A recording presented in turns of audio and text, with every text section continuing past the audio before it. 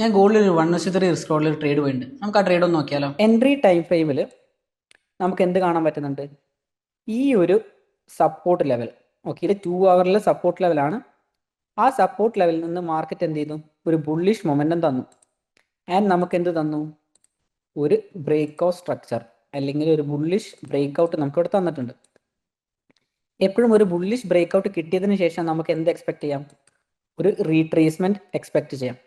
ഈ റീട്രേസ്മെന്റ് ചെയ്യുന്നത് വീണ്ടും ഒരു സപ്പോർട്ട് ലെവലിലേക്കാണ്. ഓക്കെ, വൺസ് നമുക്ക് ഒരു റീട്രേസ്മെന്റ് സപ്പോർട്ട് ലെവലിലേക്ക് കിട്ടുകയും അവിടെ നിന്ന് നമുക്ക് റിയാക്ഷൻ കിട്ടിക്കഴിഞ്ഞാൽ നമുക്ക് എന്ത് ചെയ്യാൻ പറ്റും?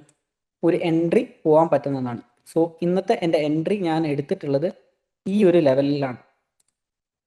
ഇവിടെ ഞാൻ പോയിട്ടുള്ളത് 1:3 റിസ്ക് റിവാർഡിലാണ്. 30 പിപ്പ് സ്റ്റോപ്പ് ലോസും 90 പിപ്പ് ടാർഗറ്റും.